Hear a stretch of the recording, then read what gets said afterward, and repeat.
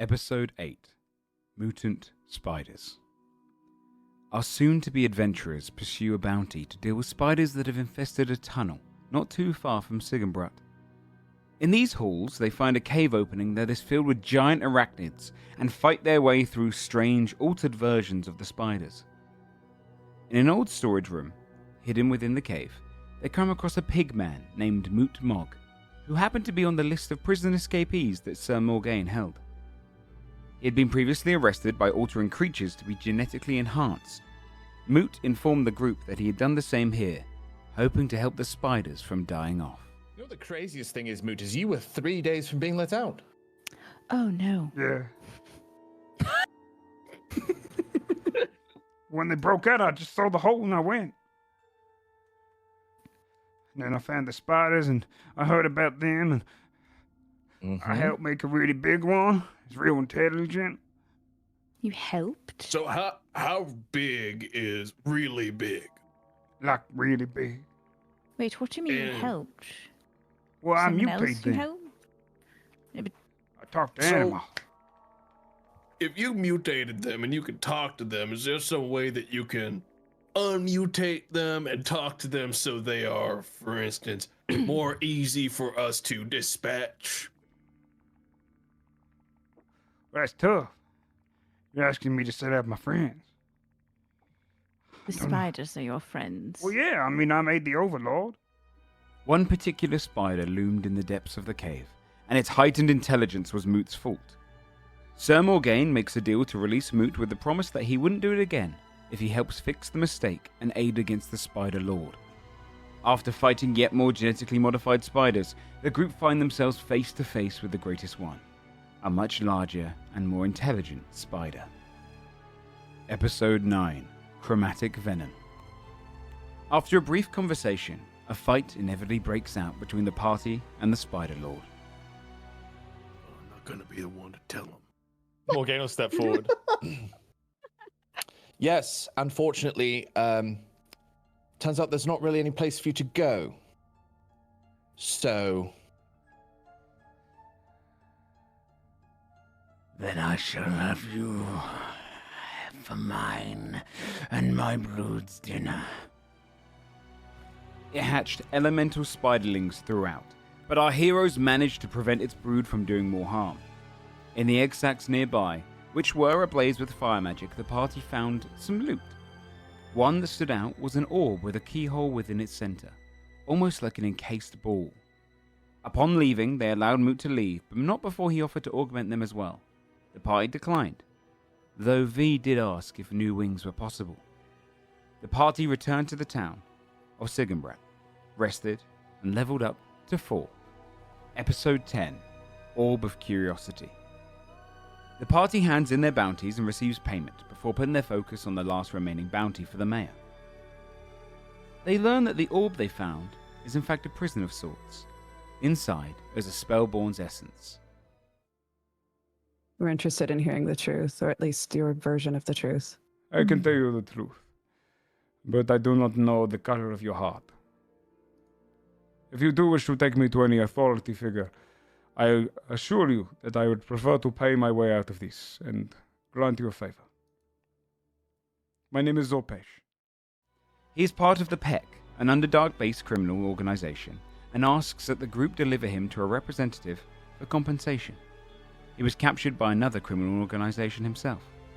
The party close off the container and deliberate. Not wanting to dive into anything new right now, they pop the orb aside. Talking of orbs, the party is ready to try and capture Izio, the one who stole the teleporting orb of Sigenbrat. Sister Abigail agreed to lure out the thief as he was hiding in the House of Silhouettes, but it would mean she would have to flee the house as it breaks their rules. They put the plan into action and jump Izio in a clearing. Whilst carrying him to start interrogating, they discover that Izio is accompanied by an imp named Dale. The thieves tell the story of how they were journeying with a large group known as the United Few. They follow a former knight named Illuvian. At first, they were a group of free people looking to live off the land, steal only what they needed, and get by. But after the death of his brother, Illuvian began to become more brutal. He brought on a witch from a town they raided and started to hire bandits into their force. Illuvian became obsessed with the idea of power and ordered Azael to steal the orb from Sigenbrat with a group named the River Snakes. With the help of Dale, the party decided to find the River Snakes and deal with them. They found them in the village church near where the spiders were located, having taken it over. Episode 11. Snakes and Slaughter. Our heroes clash with the River Snakes, and the fight isn't remotely even. Despite the skill of some of the bandits, the party's on top form, cutting down all of the bandits outside and leaving the rest to wait in preparation within the church itself. And they didn't stop there. You get this moment where, like, the roof comes and slams down, and then just all of the dust falls from the ground. And then as it kind of falls, you're just stood there. And this guy's like, oh, fuck. That was your jump. You still have your action. Fuck yeah! Okay, I'm gonna attack this guy that's in front of me. They fought their way into the church and took down all of the bodyguards of the River Snake leader, Niver, before capturing him. He agreed to give them information for his life, which they allowed.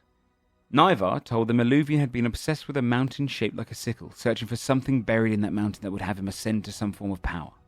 His plan was to use the orb to teleport to their bandit town from place to place, robbing whoever they wished. He's been following his witch's prophecies and brought the majority of his people to the Sickle Mountain. You dealt with me fair and square, none of you are dead, right? It's kind of looking past the door. None of you are dead. This whole village, though. Morgane will kneel down on one knee, leaning on her sword, like so she's level with him. I give you my word that we won't kill you today. But the families of the people of this village, they'll know your name, as will the knights. And you will be looking over your shoulder for the rest of your days, until you are brought to justice. Sounds I think fair. that's a fair deal. Sounds fair to me. The party release Niver on a deal that he gave the information. The party head back to Sigenbrat to rest, and whilst there, hired 2 mercenaries, Dallin Penn, an archer, and the dwarf berserker named Bullbiter. Episode 12. Wilt and Wither. The party, with their mercenaries, journey a little while toward the mountain range where they might find the sickle-shaped one. Upon a plateau on a lower portion of the mount, they discover a recently used campsite that must have belonged to the United Few. They search the camp and find a hidden doorway in the flattened wall of the mountain. They manage to solve a riddle suggesting that this place was of Death, one of the Sun Children from the dawn of this continent. A vault to imprison something within.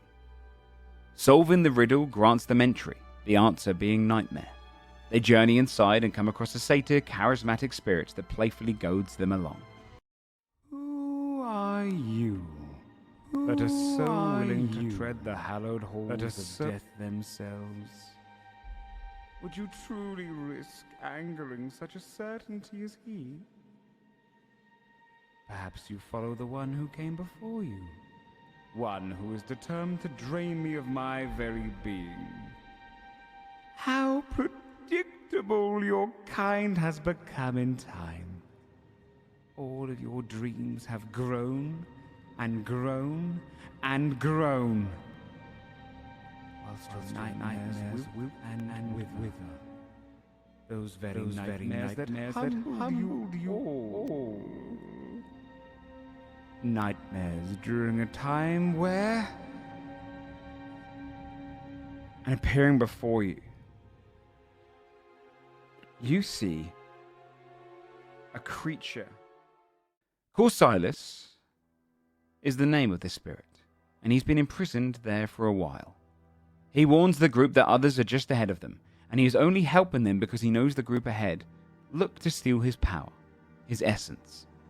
He shows various visions of Eluvian and his followers journeying into the mountain, including the witch he keeps at his side. Deeper into the vault, the party are attacked on a long bridge by increasing amounts of undead. Many were a part of Eluvian's encampment. My bonus action to dash to Morgane. Okay. Carlisle's going to push through the group, and he's going to grab your shoulder, and I'm going to use So one you are of my taking the field... attacks opportunity, yeah? Yeah, I'm going to take those attacks of opportunity. 1, 2, 3, 4, because there are 4 in the way. 5, 21, 5, 15. A lot of 5s. Okay, so I take 1 damage. 1 damage. Yeah.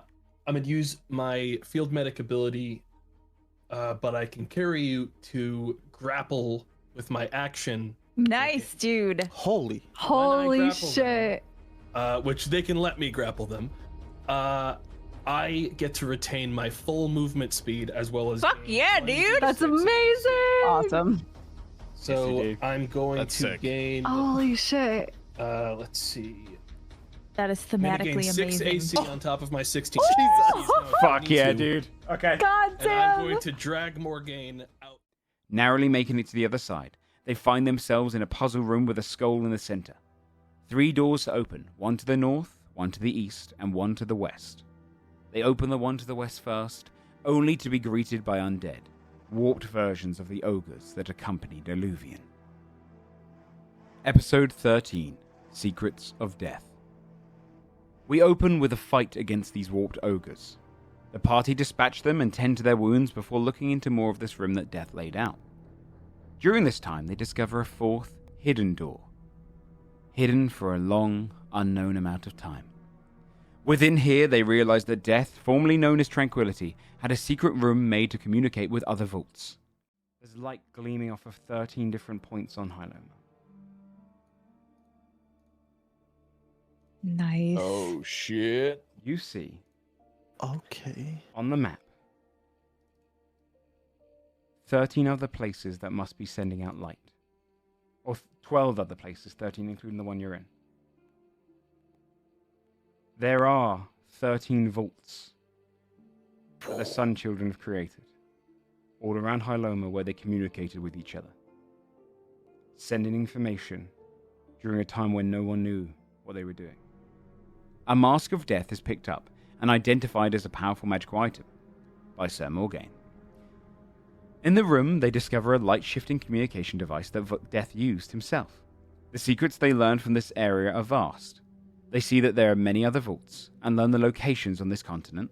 They find out that the Sun Children were hunting down each of the children of the old gods, but slowly went dark one by one, with only a couple of them remaining. Morgaine, this is what you would read in the air.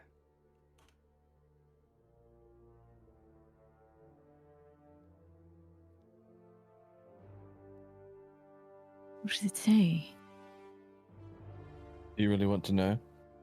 Absolutely. It says apocalypse comes. Oh. Well, that's not great. And finally, that in the year 500 of the Third Dawn, 1 year from now, apocalypse comes. The party head further through the vault and arrive at the final portion of the prison. Episode 14, Death's Hunt. We start with the party meeting a protruding fungi creature that is jutting through the stone. It wishes for the thorned heart of Corsilis to feast upon. In return, it will show them the way through the upcoming maze. They politely decline and decide to take to the maze themselves. As this all happens, Corsilis keeps in contact with them, but looks more corrupted and riddled with eldritch magic each time he appears. He shows them that Eluvian is not far ahead. Outside the final room, where Corsilis is imprisoned, the witch waits for the group. She tells them numerous prophecies. Inside, memories of nightmare flit and fly. Those who see it through more than I choose to embrace or choose to defy, but once seen, say to your naive mortal mind goodbye. That which is false must fall, that which is real must rise. In 4 they come, in 4 undone. 2 siblings unknown to all. New life comes from victory, with it life ends. And then one final prophecy. And then one final hail of information thrown into your mind. Continuously. Shadow lies within sight. Shadow lies within sight. Shadow lies within sight. Shadow lies within sight. Shadow lies within sight. Shadow lies within sight. Shadow lies within sight. The party decide to let her walk by, seeing her as no threat. Upon entry into the final chamber, they're subject to looking upon a true eldritch sight. Corsilis was the servant of Nightmare, one of the children of the 3, and was heavily empowered by them. To look upon his visage is enough to test the party. Do they embrace the truth of what they see or defy it? Carlyle and Desmond defy it, causing them to simply see Corsilis chained to the wall ahead, whereas the rest of the party embraced it and see eldritch tentacles holding a door shut beneath the prisoner. Meanwhile, Alluvian stands in the center of the room, warped by eldritch energy into becoming a monstrosity of sorts. The power he sought was too much for him, and his final accomplice has disappeared using the orb, but leaving it behind. They fight Alluvian and finally kill him and grab the orb, but Corsilis asks the group to free him before whatever he's holding behind the door escapes. He tells them he can get them out of the vault before it comes. They refuse, and the door opens. The party run through the maze with something pursuing them. Death left behind a guardian to kill any who tampered with his vault. They, barely, make it to the exit, and use their immovable rod to seal the door shut outside. Or immovable rod. You place through the it. middle board straight through, like jam into the stonework, locks in place. It's not long afterwards where you hear on the other side of the wall.